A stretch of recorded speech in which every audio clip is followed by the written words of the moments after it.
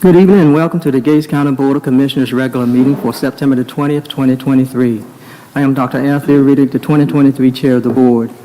I'm joined this evening by Commissioner Jonathan Craddock, Vice Chair, Commissioner Linda Hoffler, Commissioner Brian Roundtree, Commissioner Emily Truman, County Manager Scott Sauer, and Clerk to the Board, Jolitha Chestnut. May we all stand, be led in prayer by Commissioner Emily Truman, followed by the Pledge of Allegiance. Father God, I thank you tonight for the opportunity to come together for Gates County, Lord. We ask that you be with us and with the citizens as we do the county business, Father, that we listen with open hearts, open minds, open ears, and that disagreements be friendly. We ask that you see us home safely and you be with those that could not be here.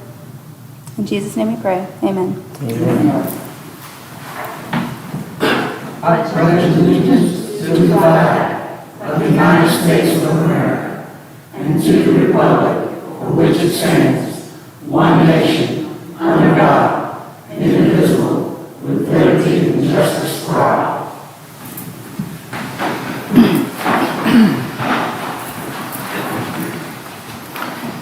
At this time, I ask for a motion to approve the agenda.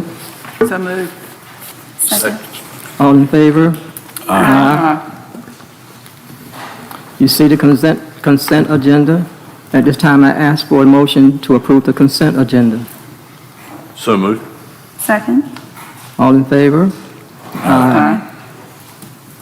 At this time, I ask the Gates County Public Librarian, Pat Famalaw, to come to the podium, please. And anyone else that would like to come with you.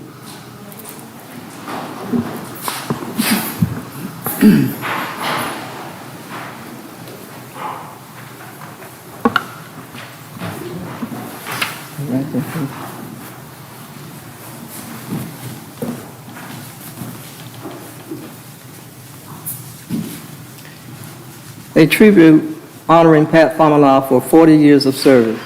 Whereas Pat Famalaw has been branch manager of Gates County Public Library since September 1st, 1983, and whereas Pat Famalaw has served as Gates County manager for 40 years, and whereas in her 40-year tenure, she has served in 3 different buildings and served countless citizens of Gates County, contributing to the quality of life of multiple generations of library patrons, and whereas Pat Famalaw has demonstrated exceptional commitment to Gates County Public Library, Albemarle Regional Library System, and patrons thereof, working diligently to enhance the programs provided. And whereas Pat Famalaw efforts have included 40 summer reading programs, thousands of story times, tens of thousands of reading suggestions and recommendations, and countless ways that she has helped to improve the educational opportunities for the citizens of Gates County and the surrounding area. And whereas Pat Famalaw has overseen the transition and evolution of library services from a physical card catalog to a cloud-based, web-hosted system, and she has seen technology evolve and shift through various forms. And whereas Gates County Public Library and the entire Albemarle Regional Library System have grown and expanded, offering different types of titles and texts that reflect ever-changing times, always seeking to meet patrons' needs. And whereas her sense of humor, kindness, energy, and graciousness has enriched those fortunate enough to know and work with her. And whereas over the course of 40 years, Pat Famalaw has never lost her love for making others smile and sharing the love of books. And now therefore be it proclaimed that Gates County Board of Commissioners do hereby extend our sincere and grateful appreciation to Pat Famalaw for her dedicated services to Gates County Public Library for these 40 years. Be it further resolved that this resolution, adopted this 20th day of September 2023, shall be entered into the minutes of the Gates County Board of Commissioners and a copy presented to Pat Famalaw. Approved on this day, Ms. Famalaw. Congratulations. Thank you so much.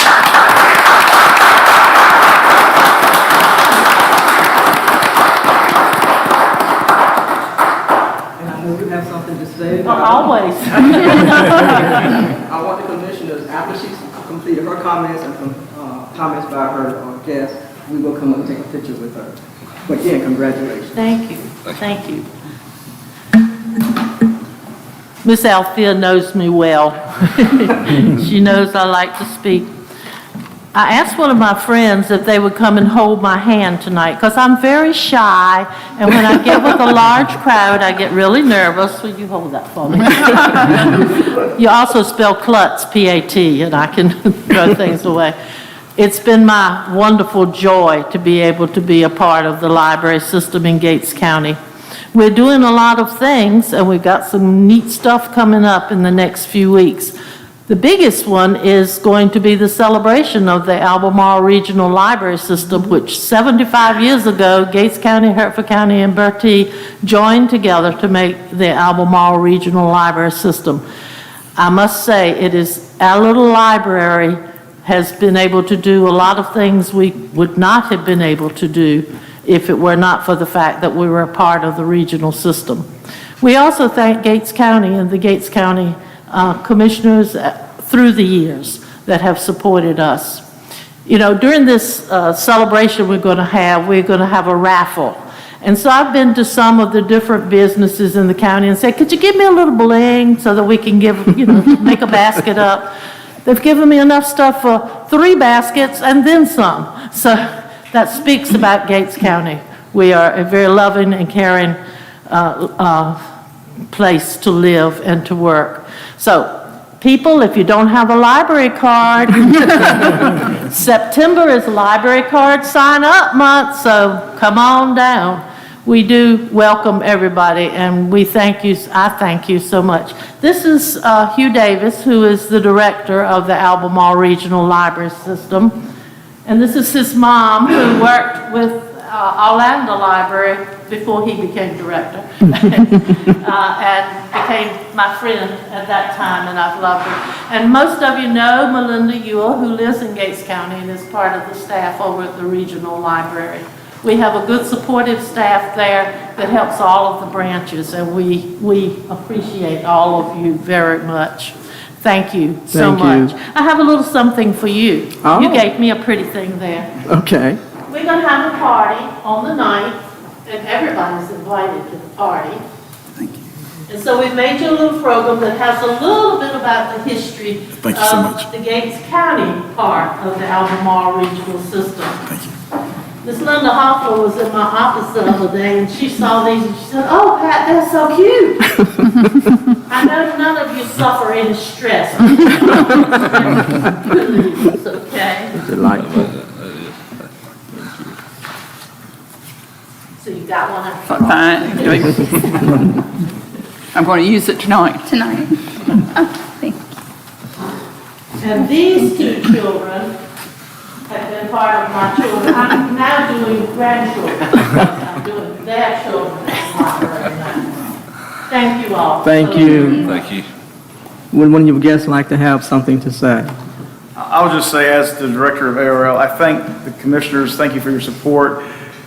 Per capita, you were the most supportive of all of our branches, and I'm probably not supposed to put that on record. But if it causes any kind of jealousy, then they want to give us more money, I'll be happy for that. So I appreciate the support you've always given us, and I especially just want to go on record thanking Ms. Familar for all she does. Anyone else? No one else? Okay, we're going to come around this dais here, and we're going to take a picture with you, Ms. Famala, and your guests.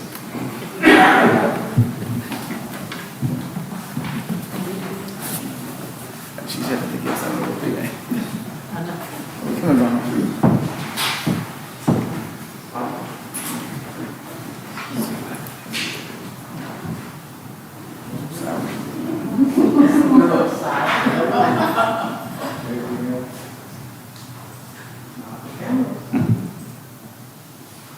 I'll take more than one.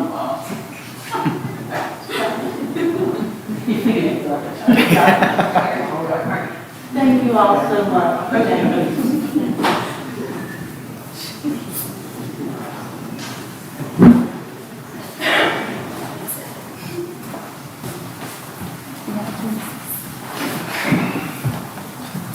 Let's give her another hand as she returns to her seat.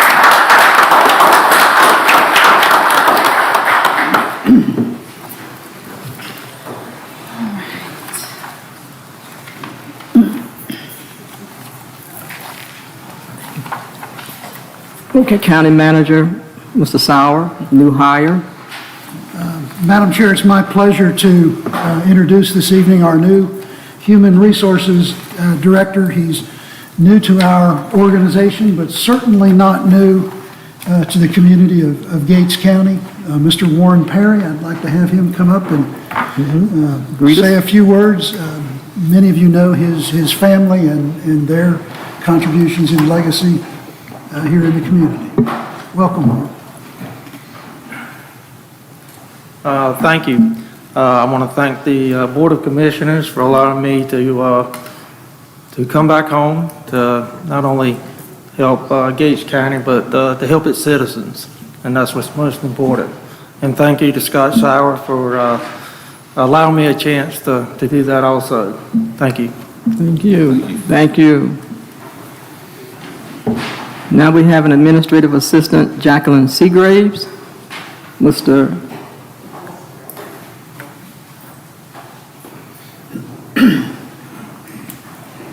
Brad Arnold. Good evening, members of the board. I'd like to introduce Jacqueline Seagraves. She's a new hire for administrative assistant. The floor is yours. Hi, it's nice to meet all of you. Lived in Gates County about 20 years. And I'm excited to be here and be able to have the ability to serve my community. So thank you. Thank you. Welcome. Welcome. Thank you. All right. Madam Clerk, do we have any public comments? Yes, ma'am. Our first is David Asbell, in reference to the deed.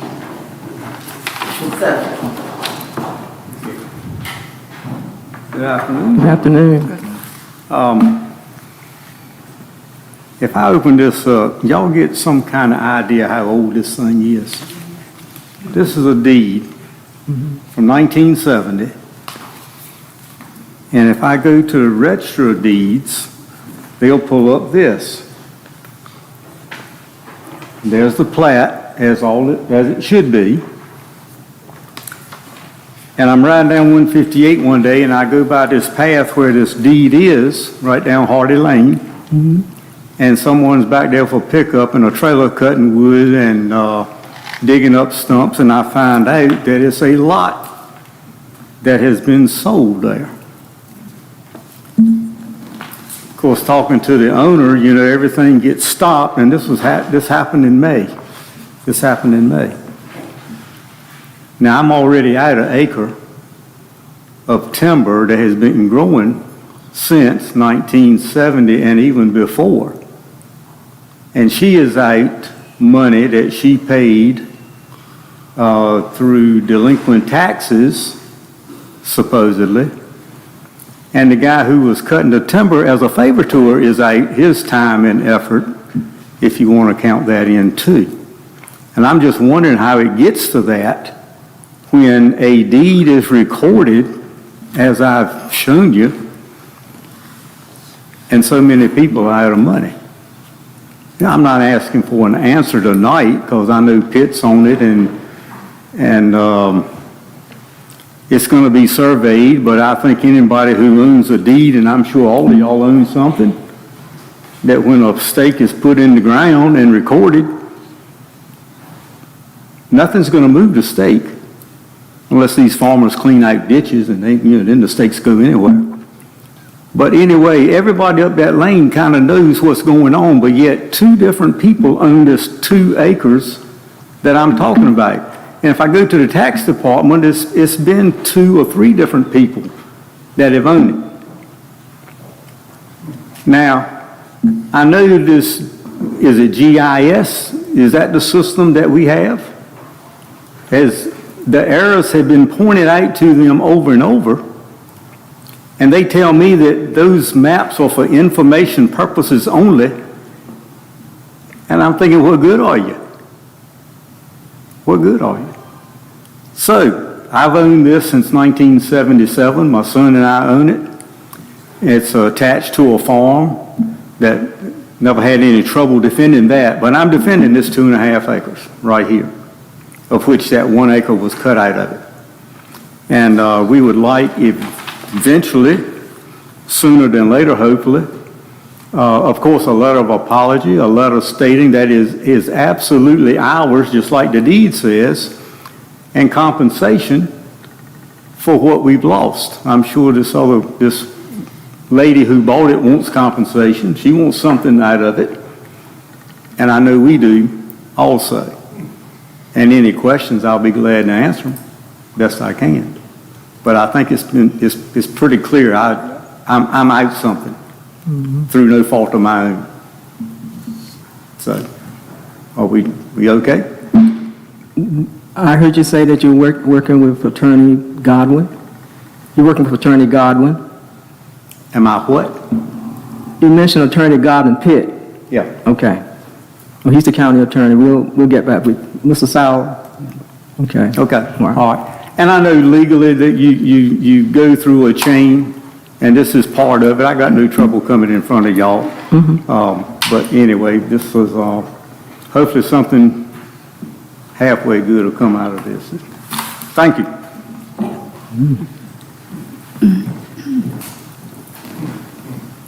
Next is David Forsythe, Safety, Housing, and Board of Election. Good evening, Commissioners, public, folks watching at home. The three subjects. I want to talk about safety first. I thought I'd bring this to the board. Everybody's glad fiber's coming to the county. Everybody's great, looking forward to it. But the construction crews working along the side of the road are a travesty. They are a gigantic safety hazard.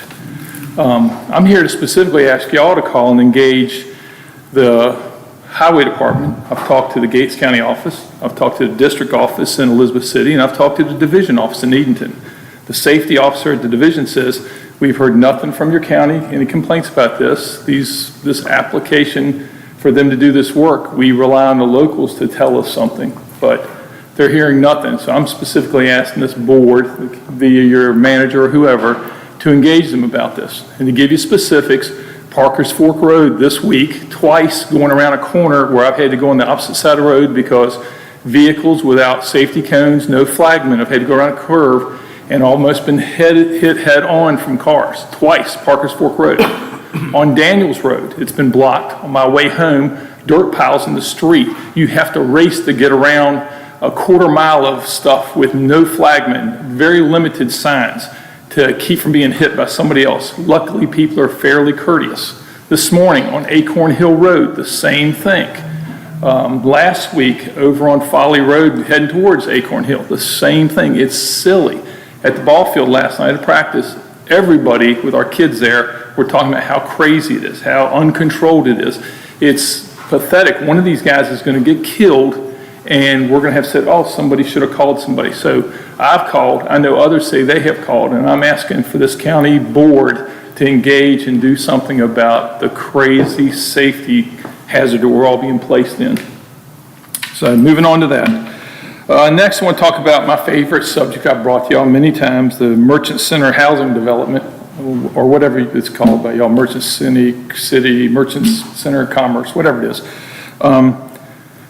I asked back in July if the public was ever be informed of your survey results. Have heard nothing. Saw last time y'all went ahead and went forward, it seems like, with authorizing design to go forward. Public still hasn't heard anything. We were talking about that at the ball field last night, talked about in other locations that public still doesn't know anything. And I'm just wondering how you straight-faced sit up here and look at the public, and this didn't originate, this whole thing didn't, it didn't seem like, from planning board members, and I've talked to a couple of them. I don't remember seeing in the capital improvements plan that there was in the past going to buy this piece of land and develop something. So it seems like this board, through its own volition, has suddenly conjured up, purchased a piece of property, gone forward with deciding you're going to develop it and how, asked for public input, got it, won't tell us what you got, apparently didn't like what you got, decided to move forward with a design without telling the public what you're going forward with designing, and we're all left in the dark. You're our county elected officials, and we're being left to wonder what's going on. And again, I said this before, when I went to several of the meetings, all I heard was extreme defensiveness when we talked about the housing. which implies, once more, I'll say it publicly, that this is a conjured way to go about developing housing.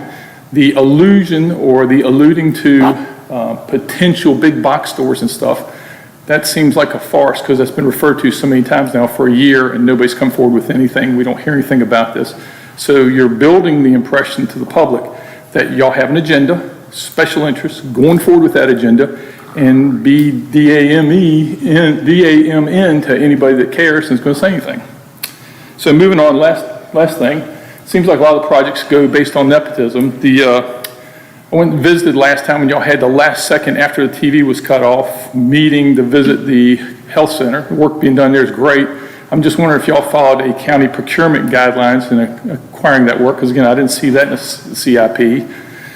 Didn't see anything with that, but work's being done by people that are friends of friends. Wonder if you took bids. If you didn't take bids, what was the evaluation process that gave the work to somebody? Where's that money coming from? Does it exceed the $13,000 that was going to be spent on the security and safety measures for the Board of Election building existing? Pretty sure it did. Looking at the level of work in there, a lot more has been spent than that, but not sure, did we increment this, do the work in increments to keep from busting a dollar number somewhere?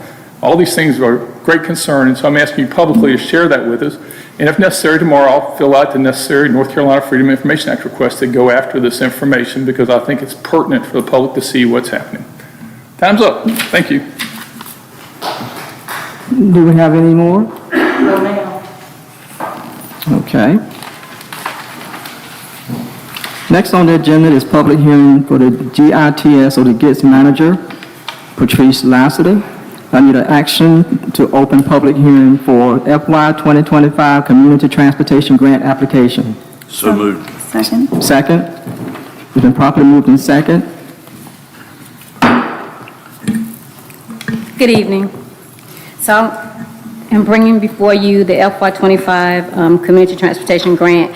The administrative grant is to cover 60% of the salary for the director and the supervisor, to cover other associated costs for employment for the administrative staff, traveling, and funds for audit, vehicle insurance, marketing, and legal advertising, and copier.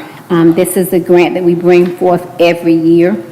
So we're bringing that forth again this year, and we are requesting $113,962 total, with the local match being $17,094. Also, in that grant, it's a capital grant. We are requesting 2 replacement vehicles that have met their capacity.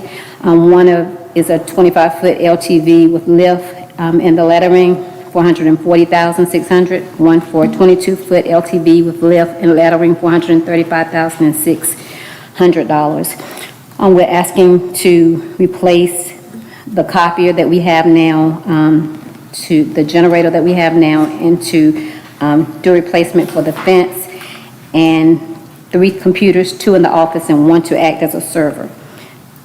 That's what we're asking for this year's administrative and capital funds. Okay. Madam Clerk, has anyone signed up for public comment? No public comment. Are there any questions from the commissioners? Discussion? As a requirement for this grant, they require that you readopt the conflict of interest policy, which is also included in that. You look in your packet, you will see the grant. We've had that since last week. You to go over.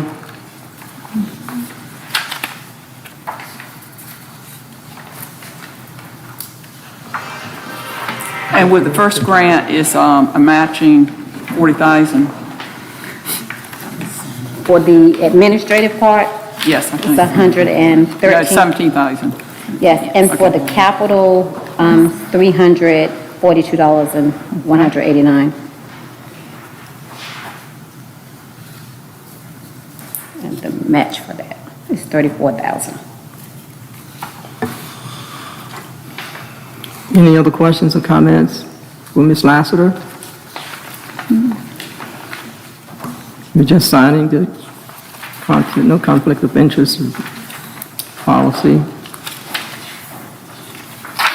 If there are no further discussion from the Board of Commissioners, I ask for a motion to close the public hearing. So moved. Second. All in favor? Aye. Action requested, motion to approve applying for the Public Transportation Program funding and for the adoption of the fiscal year 2025 Public Transportation Program resolution. So moved. Second. Properly moved in second. All in favor? Aye. Ayes have it. Next, we have the Community Transportation Administration Capital Enhanced Mobility Grant Application. Action requested, a motion to open the public hearing for the Community Transportation Administration Capital Enhancement Mobility Grant Application. So moved. Second. Properly moved in second. All in favor? Aye.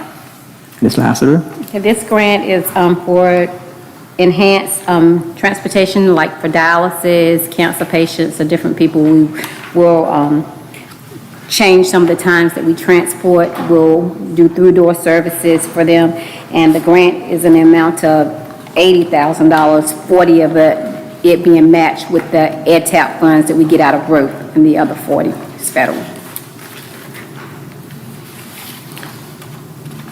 Madam Clerk, is anyone signed up for public comment?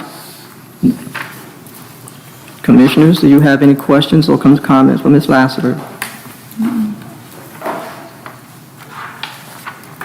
You've had this grant since last week, had a chance to go through it, and ask any question of Ms. Lassiter. Hearing no further comments or questions, motion to close the public hearing. So moved. Second. Been properly motioned and seconded to close the public hearing. All in favor? Aye. Ayes have it. Action requested, motion to approve applying for the Community Transportation Administration Capital Enhanced Mobility Grant Application. So moved. Second. Been properly moved in second. All in favor? Aye. Approved. Thank Thank you, Ms. you. Lassiter. Thank you. Next on the agenda for new business is revaluation 2025. The county manager will discuss. Thank you, Madam Chair. As was reported last meeting, we are preparing for the octennial, every 8-year reassessment of real property in Gates County as required by North Carolina general statutes. There is a provision allowing the board to contract directly with a vendor as there is a statutory exception to the public bidding process for this. The interim tax administrator, Ms. Taylor Fisher, and I have met with Piner Appraisal Incorporated. This is the firm that conducted the reassessment for Gates County in 2017. They are assisted by several former/retired tax assessors, and in the case of our project, one of the team leaders is one of our former tax administrators, Ms. Renee McGinnis, who's very, very respected throughout the state in her profession. We have received a bid in the amount of $325,250, or $38.50 per parcel, based on a count of 8,500 tax parcels in the county. And with the board's support, I would suggest a motion to approve this proposal so that we can proceed with a 12-month project beginning January of 2024 and finishing with values established for January of 2025. Okay, Commissioners, you've had this in your package. You've had a chance to go through it and study it. Are there any questions or comments for the county manager?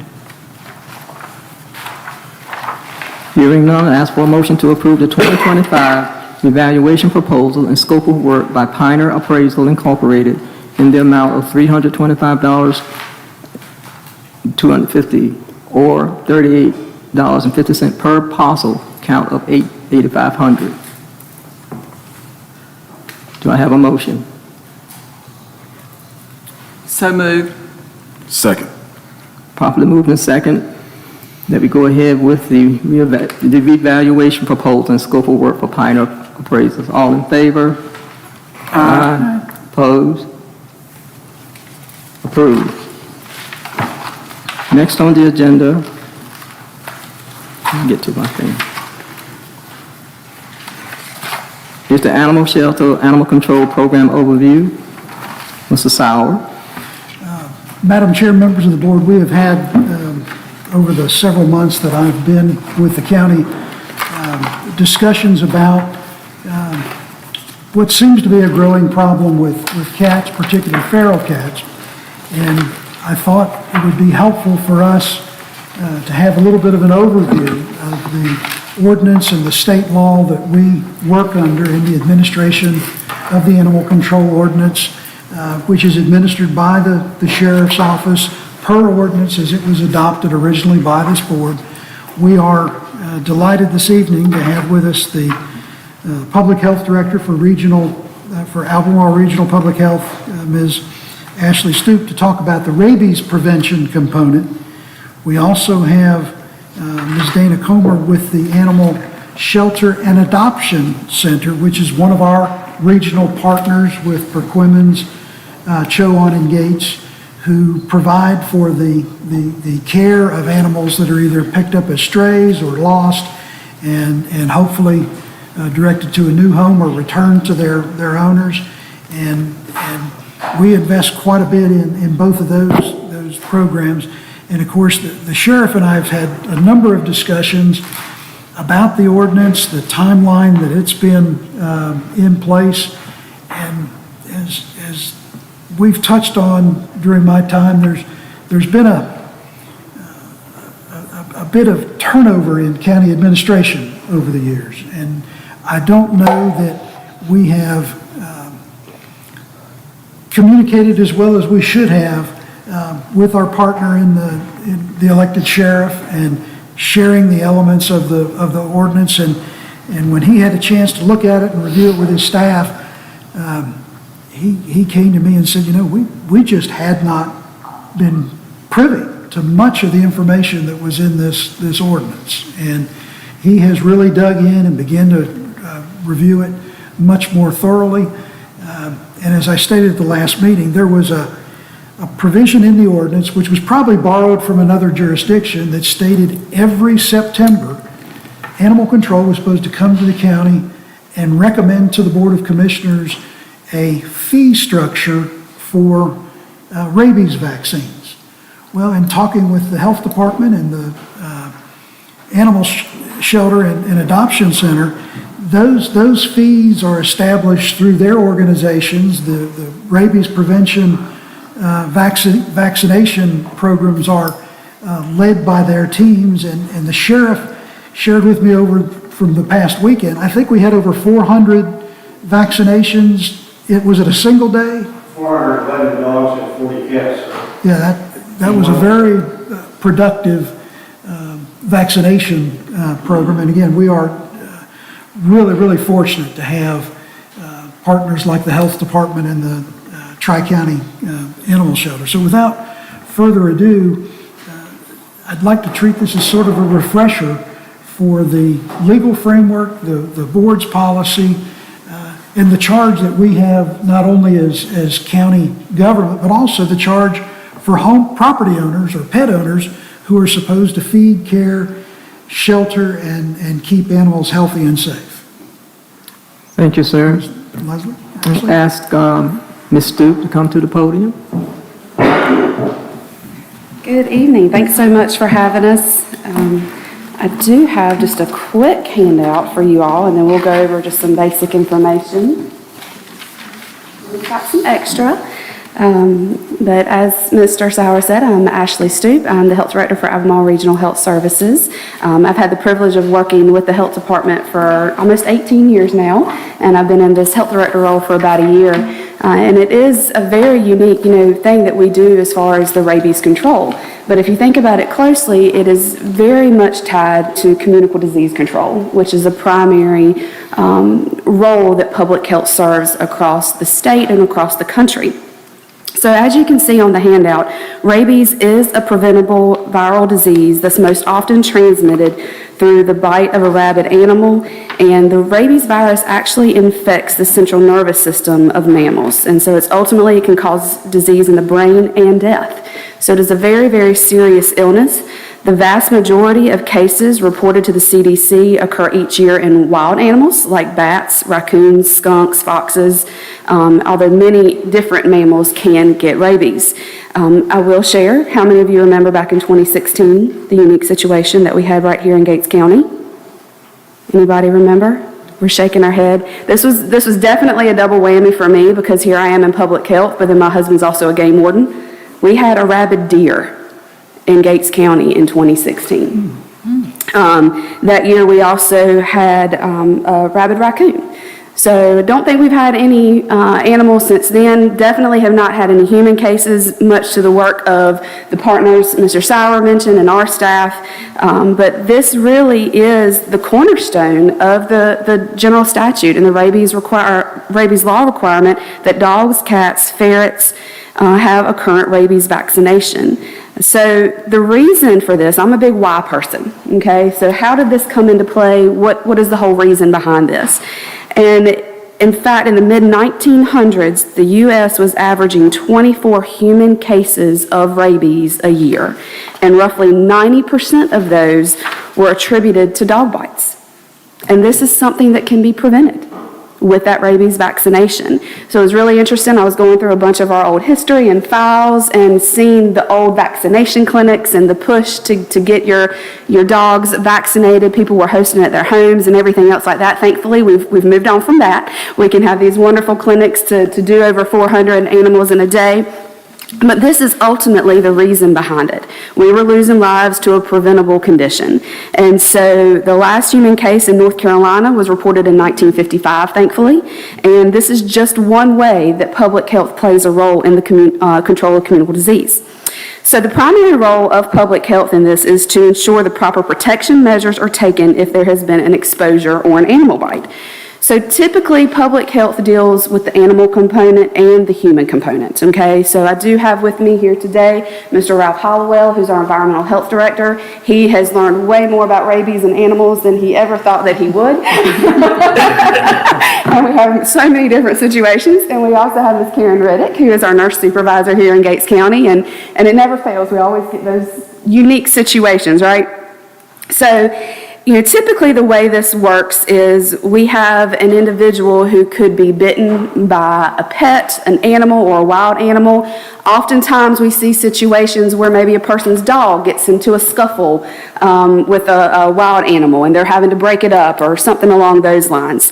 Animal control gets called in often situations. So when we learn of this bite, we typically learn from animal control or even a provider. So if someone goes to the emergency department or goes to their doctor, urgent care, and they have a bite or a scratch, they are required by law to report that to us so we can investigate it. So if it is a pet who is involved, so that dog or cat, and they are up to date on their rabies vaccination, a quarantine process may be required to determine if there's a change in the animal's health or behavior, but for the most part, a vaccinated pet does not have to be quarantined, okay? But if you have an animal or a pet who is not up to date on their rabies vaccine, then we do have to quarantine them. Fortunately, as Mr. Sauer mentioned, your ordinance does have some older data in it. In 2016, we did get some new data. It used to be that if you were 1 day late with your dog or cat's rabies vaccine and they got into an altercation with another animal or bit someone, that rabies vaccination was no good. Fortunately, they have done studies and those types of things to determine that we can lower that quarantine time period from the 6 months to the 10-day time period where we can never been vaccinated, then we definitely have to quarantine that pet. If a wild animal is the aggressor, so let's say, and we've had this situation where someone goes out, something in a trash can, a raccoon bites them, right? So if we can catch that wild animal and we can have that animal tested, then we may not have to do anything else. But if we can't, we are going to treat that as an exposure. Bats. One thing I do want to mention and caution everybody is bats are definitely a known vector to carrying the rabies virus. In fact, you can actually, unfortunately this time of year especially, we'll see bats in our attics and they come and go and there's all different protection orders. But if you were to find out that you were sleeping in an area that you have bats infested, that is an automatic rabies exposure. A bat can actually bite you and you never feel it or never even see the bite marks. I was shocked and amazed, but I have since spoken with people who have had this happen to them. So we definitely take it very, very seriously. If we cannot get our hands on the bats to get them tested, then we definitely recommend the post-exposure prophylaxis. So a person, if they were bitten or have an open wound that was exposed to bodily fluids, we would recommend that they receive a series of shots called rabies post-exposure prophylaxis. So this works in treating and preventing the rabies virus. And so as you can see, this has worked well for quite a long time now. I think you can imagine, we've mentioned a few scenarios tonight. Nothing is ever cookie cutter. Nothing is ever straightforward. Just when you think you've seen it all, you get a new scenario that you have to investigate. So we are thrilled. I have heard great things about our new animal control officer here in Gates County, just wanting to make sure that he is doing the right thing and working very closely with Karen and Ralph to ensure that we are protecting all the citizens, and I greatly appreciate that. The best advice that we have for all animal owners, make sure your pets are up to date on their vaccinations. When in doubt, definitely call animal control or the health department with any questions or concerns, and we are here to help as best we can. Thank you. Any questions or comments, Ms. Stu? Thank you for the handout. Yeah. Very interesting. Absolutely. Thank you so much. Thank you. Now we have Ms. Dana Comer. Overview of the Tri-County Animal Shelter operations and services for Gates County residents. Good evening. Good evening. Ladies and gentlemen of the board and Gates County residents, thank you for having me and inviting me here today.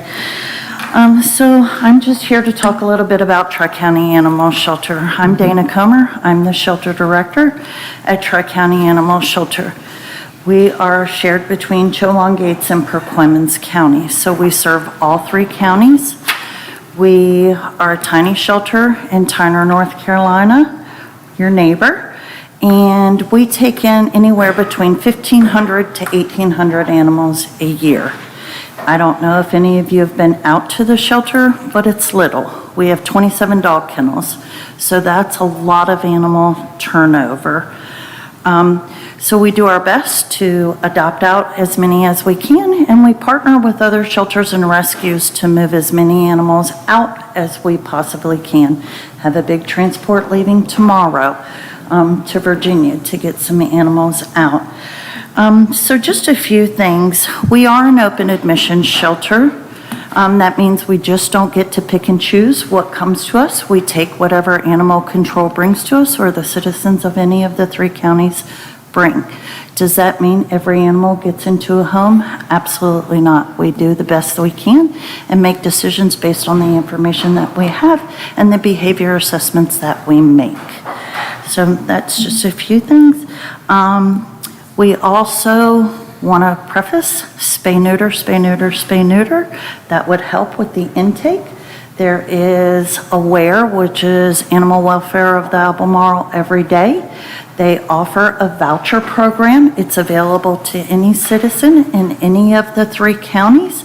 And it helps you from a financial standpoint to be able to spay and neuter. Even if you're on public assistance, sometimes it will cover the whole cost of that. And most of the veterinarians in our area, even in Elizabeth City, will cover those vouchers. So they're available to anyone. So everyone needs to be aware. It's awarenc.org is the website. You can go there, get the application, mail it into the P.O. box, and the ladies that run that organization, usually within about 10 days, will have a voucher mailed out to anyone who really just has to ask, truly. Another thing, Ashley talked on rabies. The animal shelter does do a rabies clinic every year. Last year we did one in September. We did over 900 rabies vaccines there. We will do another one this year in November. The date is yet to be determined because we have a lot of things going on there. And a few things just to touch on and make the citizens of Gates County aware is we're getting ready to undergo some renovations. We will be closing our cat receiving next Monday, September the 25th, which means we will not be taking in any cats into the shelter via animal control or from private citizens. We have 2 weeks to get every cat in there out of the building. So it can be an egregious process to try to do that. So we're working on that already. Like I said, we have a transport going out tomorrow with cats on it to try to get some of those animals out of there. So starting October the 2nd, we will start packing up I call it the new building. It's pretty much our cat building, and it's denoted with 4 different rooms. So we have a feral cat room, a medical room, our receiving, and our isolation. We'll start packing up that building. We have epoxy floors coming in on October the 9th to put epoxy on the floors. You can't have exposed concrete or any porous system there, so we're having those floors redone. And then starting October 19th, Nixon's Plumbing will come in and reinstall all of our hardware, our floors, our sinks and tables and all of those things. And the goal is to reopen the shelter by the end of October for cat receiving. Now, we will still be receiving dogs and still doing adoptions, and we will have cats on our adoption floor. But we won't be taking anything new in starting the 25th. And pretty much that's it for me.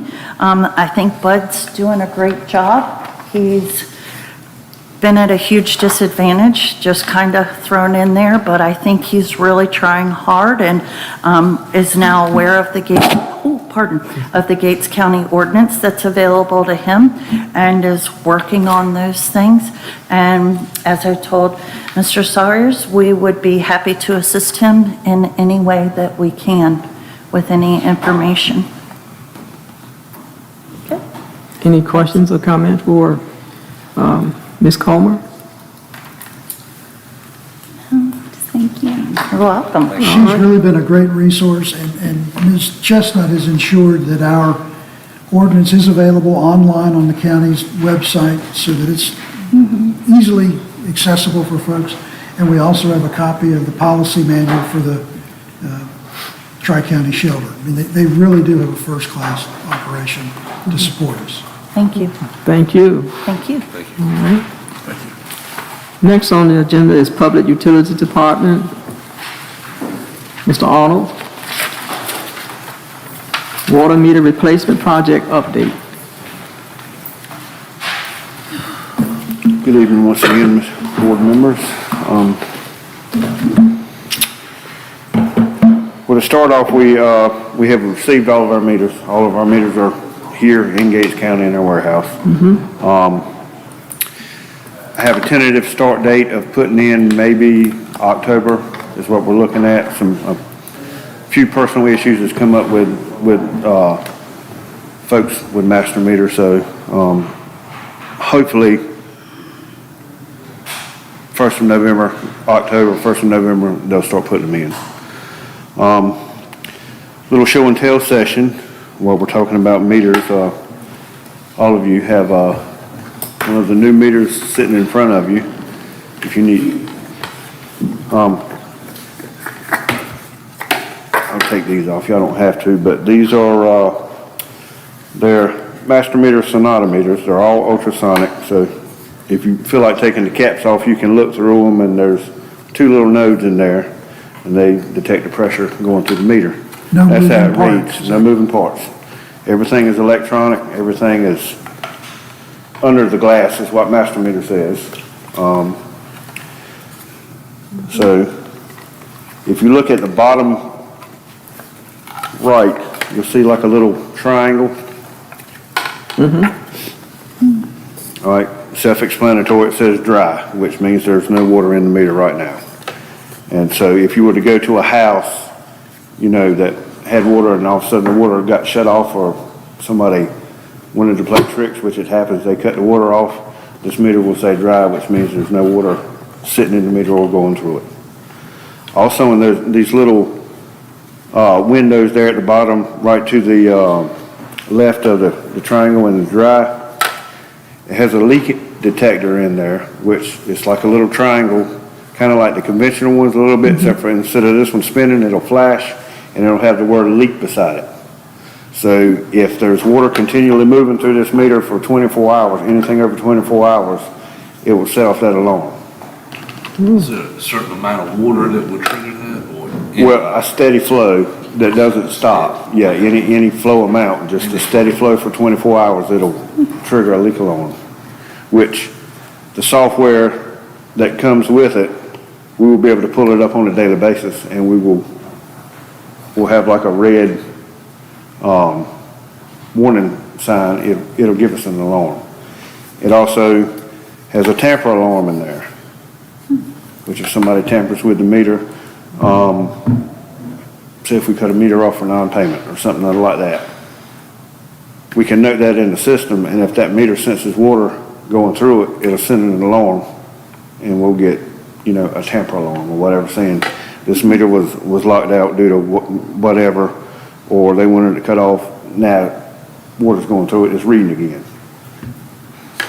But that pretty much explains how the meter operates and what it looks like. This is the antenna for a little drive-by. These meters, down the road, when they finally get all this broadband put in the county, if we would like to upgrade to a fixed network, which would be an antenna and base station set around the county, they would talk back and forth and then just send a reading to the office. These can be upgraded without any,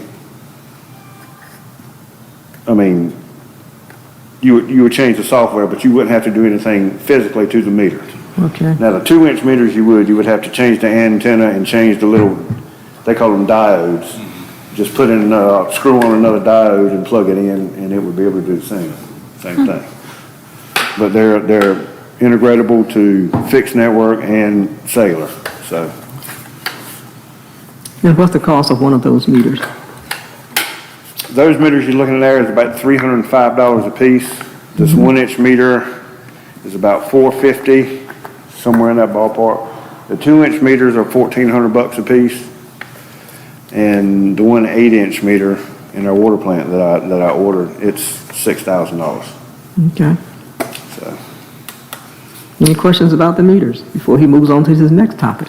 Yeah. What's the life of them, do you think?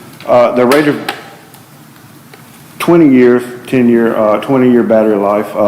The first 10 years is totally replacement. It's under warranty. After 10 years, it's prorated per year after 10 years, but the life expectancy is 20 years. And these will go into our water meter. Is a new kind of covering around this in our yards? No, it'll all look the same. It'll look just like a regular meter box. I mean, but is it buried in the ground or is it, where is it? It sits right where your current water meter sits. It sits right there. And this is the only part that will be sticking up? I was thinking about lawn mowing. Well, this will actually be in the water meter box. This won't stick up above the ground. Now, the 2-inch, it's let me get. I can see you right now. This is what the 2-inch looks like, which looks like a jet engine, but this is the actual antenna. You'll screw a hole. Everything from here, my finger down, would be in the meter box. This would be the only thing that would stick through the top of your meter box. So. Okay. They call it flush mount, but, you know. Not exactly flush. Not exactly, but it's close.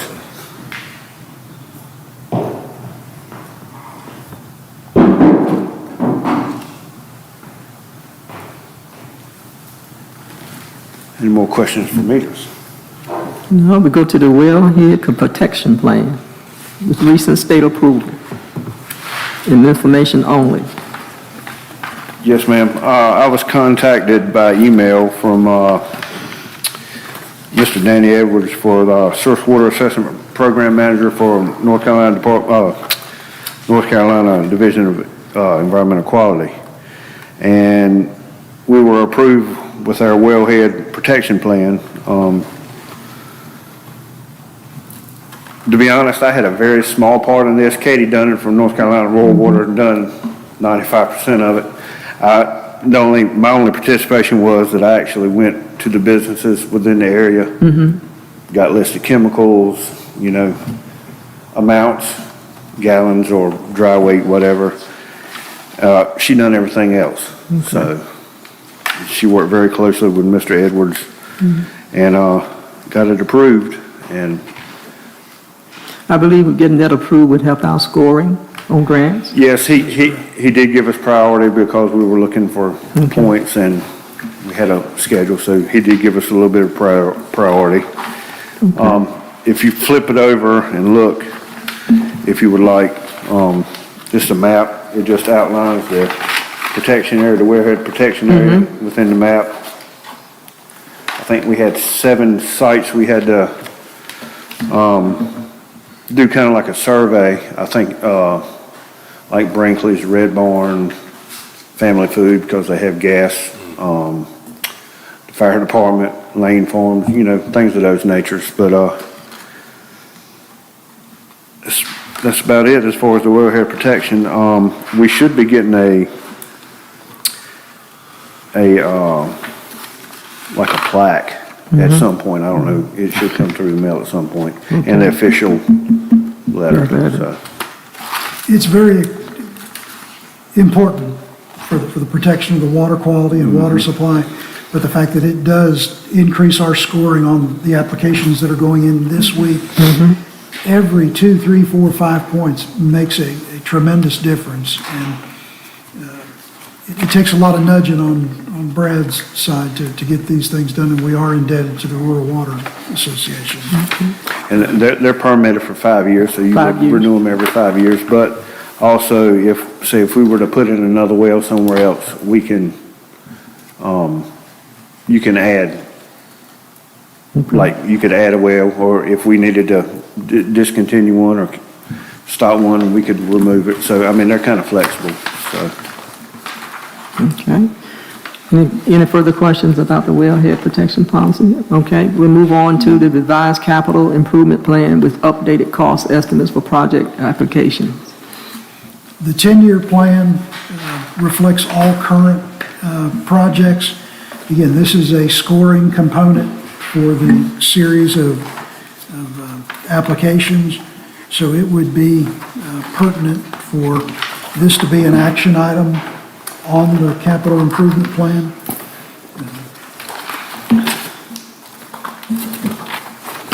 You have any questions? You've had this plan in your packet. It's updating the cost and the timeline. Over 10 years, it's $13.35 million. $13,350,500 the total cost of this CIP, or the capital improvement plan for the Gates County water system. Any questions or concerns as we update this to meet updated costs? Well, it includes the water meter replacement project, which is now approved and ready to go. That was the $1.4 million. We've got a couple of small projects, one related to a DOT bridge replacement that was added recently, and that's one where the county will fund to have the work completed, and DOT will reimburse us wholly for that. We've got a directional bore at Carter Creek that Brad might be able to best describe the hydraulic need for that. Yeah, what it's doing, Coal Creek crossing, I guess it was, they had a break under the creek and it was just capped off on both ends. So the back side, I guess you would say the Catherine Creek side of Carter's Road is being fed by Sunbury. So it's not looped, it dead ends right at the bridge, so. That would improve flow and fresh water, yes. So it could circulate all around. Yes. Mm-hmm. And if there's a break, you could redirect water as well. Well, easier. it'll loop the system and, you know, help pressure-wise, fresh That water-wise. should help get some pressure, right? It should help some, yes. Mhm. Any other questions or comments? Mr. Sauer? The third one that was highlighted there is the force main wastewater line for the planned improvements at the state park as they expand the family camping area. And again, this will be submitted tomorrow, Tomorrow? along with the other applications. And we'll need action to approve this evening. Okay. If there are no more questions or comments for Mr. Arnold or Mr. Sauer, motion to approve A, the revised Public Utilities Department Capital Improvement Plan, and B, resolution by the Gates County Board of Commissioners authorizing submittal of fall 2023 funding applications for the projects listed above. I would like to have one motion at a time. Let's approve the revised Public Utilities Department Capital Improvement Plan. So moved. Second. Have a motion and a second. All in favor? Aye. Motion carries.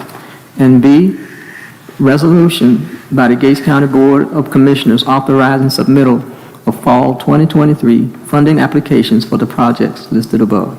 So So moved. moved. Second. We have a motion and a second. All in favor? Aye. Aye. Thank you, Mr. Arnold.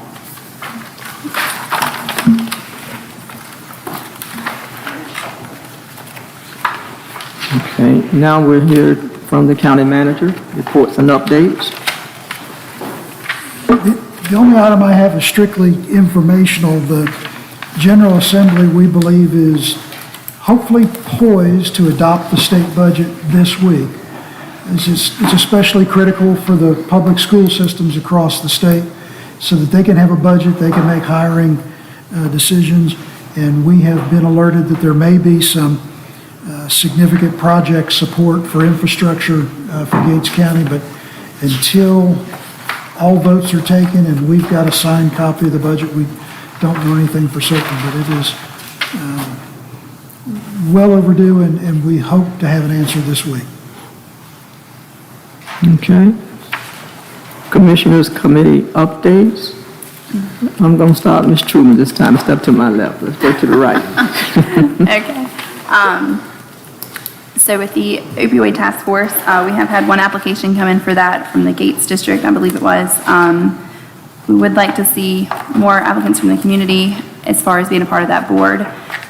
We have the funds available. We just have to have the board together, the committee together, so that we can begin to make decisions on how to apply those funds to our county and to reducing overdose and opioid use. Hoping to commence with some meetings in October with our first meeting. So if you are interested, please get those applications in through the website. They will go to the clerk and she will get them to me. And more information will come out as we go through that.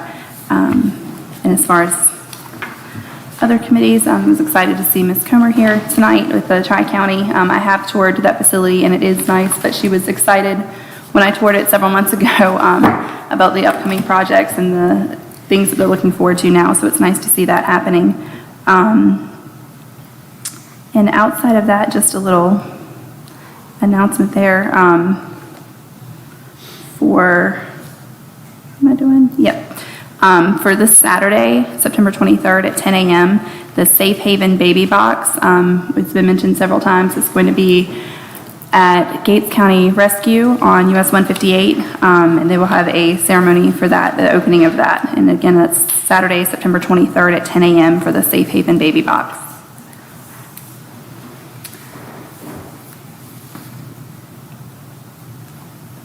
Commissioner Roundtree. I'm getting y'all, catching y'all off guard tonight. Good evening, everyone. I want to apologize, I don't feel the greatest, but nevertheless, met with Trillium, had our Trillium meeting, and I'm so glad that our director, Ms. Bobby Lowe, she met with Chef Campbell to distribute Narcan for Gates County. So we have a supply of Narcan for Gates County. Also, Director Bobby Lowe, she met with Mr. Wright. As I mentioned earlier, a couple of months ago, Trillium will be going into our schools to bring about awareness. And also, I have Drugs Uncovered, what parents and adults need to know. It's going to be a forum in Bequemis County. It's going to be September the 26th from 6 to 8 o'clock. So that's something that we can take advantage of. And also community crisis interventions, that's going to be online. It's going to be and available right away. Also, DSS, had a meeting with DSS this week. Community baby shower is scheduled for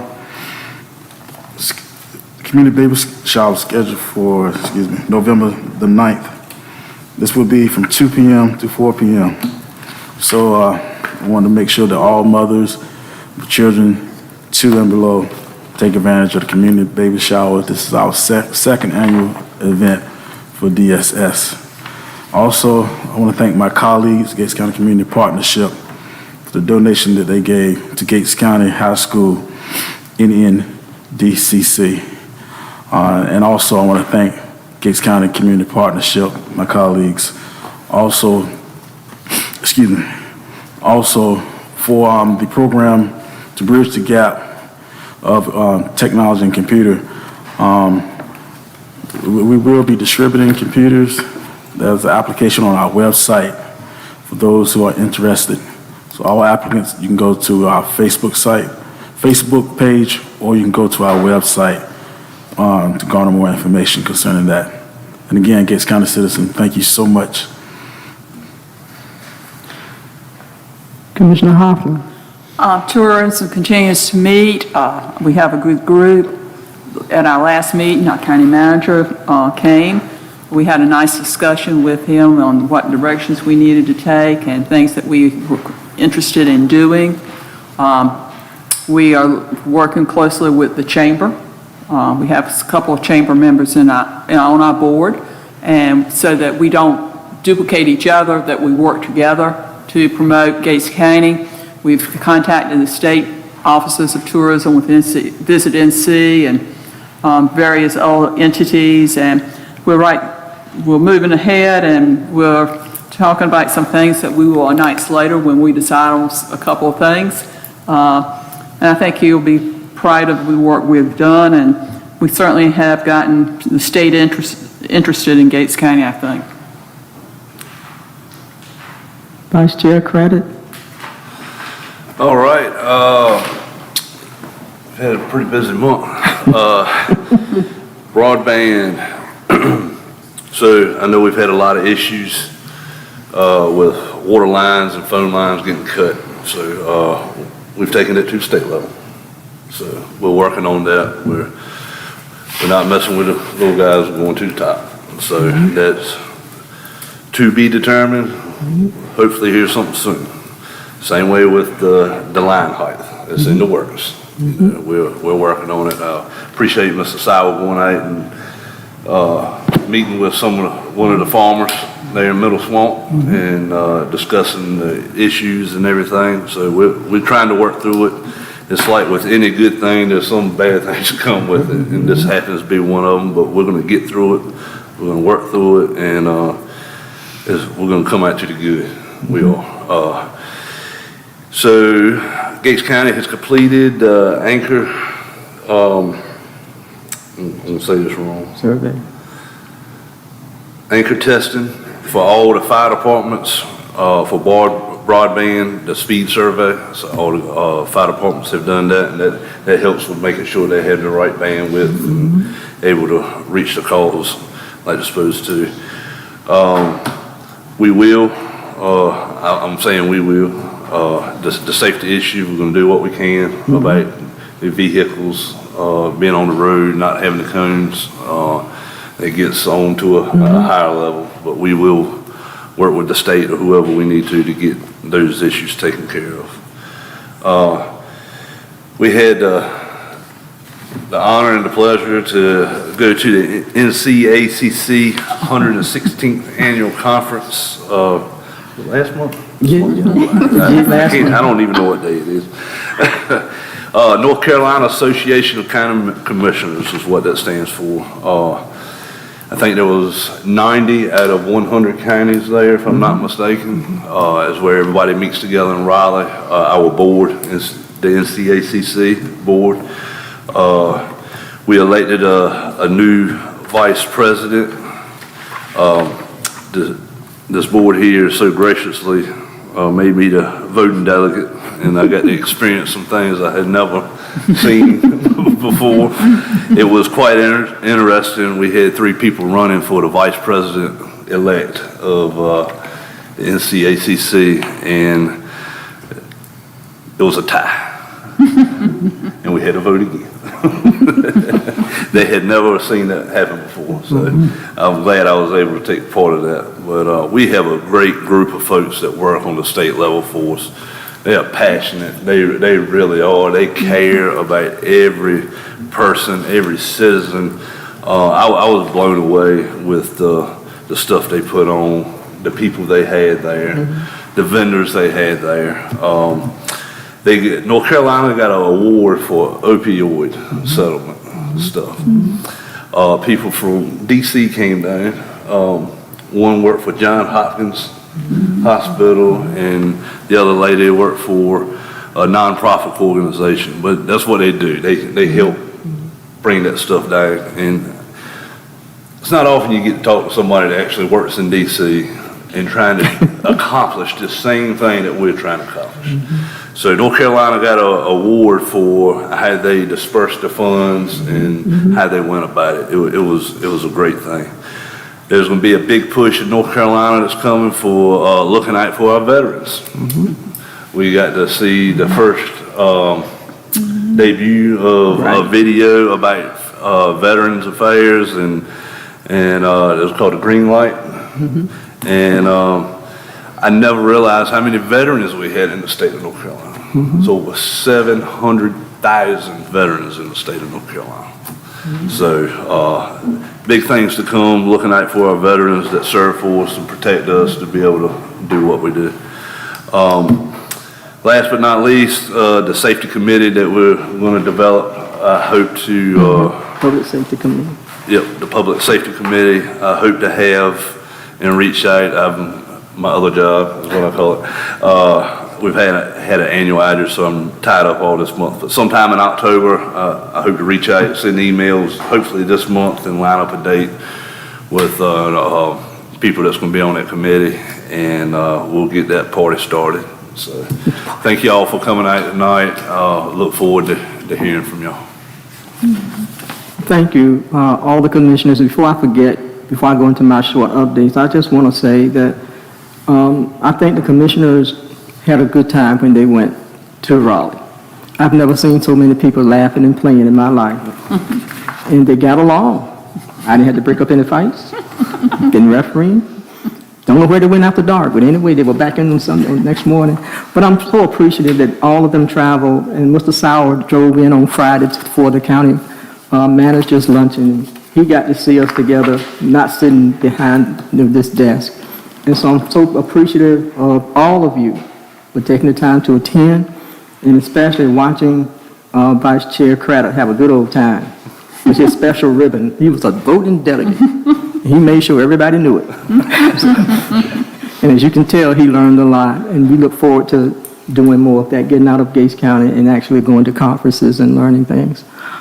I want to read something that a citizen sent. He says, good Wednesday evening, everyone. I just wanted to thank the Gates County Sheriff Department for installing the speed checking device on our road. It had done wonders on deterring speeding. Hopefully this device can also be used in other areas to deter speeders. Like I said to a state trooper before, the Gates County Sheriff Department can use our driveway to cut down on speeders anytime. Thank you again for an awesome job, Gates County Sheriff Department. That came from Anthony Felton. So he sent that in. I thought we would read that so we'll know that we do have issue with speeding in this county. So slow down, please. Also, the Albemarle Commission Area Agency on Aging is in need of 2 appointed representatives to our Regional Advisory Council. It meets quarterly to give direction and guidance to the AAA efforts in serving the senior population in Gates County. The primary purpose of this council is to serve as advocates for older adults, their caregivers, and their families living within the service area of the Albemarle Commission as specified by the Older Americans Act. This group is primarily responsible for providing guidance and input in our 4-year area plan to serve older adults in northeastern North Carolina. As we begin evaluating needs for our 4-year plan, we must have representation from all counties. So Gates County needs to appoint 2 representatives. I have spoken to one person, and she has agreed, but you have to fill out the Gates County application for appointment boards and committees. If you are a senior citizen and you would like to sit on this advisory, we have another spot that we want people to. Please be involved, and so we can have our voice heard as they make plans and activities and funding for our seniors in this county. Again, I have the application up here with me. If you want to pick one up and take it to someone, or tell them to go to the website and fill it out and send it in and return it to Ms. Chestnut, we would appreciate it if you would do that. We need that. And I also have an announcement to make from the Gateway Community Health Center in town. You know where that is. It's on Main Street. The Gatesville-based Gateway Community Health Center Incorporated received a grant of $589,000. This was just announced, I think it was a couple of days ago, by Don Davis, the Democratic North Carolina U.S. Representative. Oh, yeah. We know, U.S. Representative in the state. The Federal Department of Health and Human Services awarded the grants to help community health centers respond to and recover from current emergencies and disasters while also enhancing preparedness and resilience for the future crises. Other grants that were made one went to Bertie County and one went to Hereford County to Ronald Chawan Health Care Center.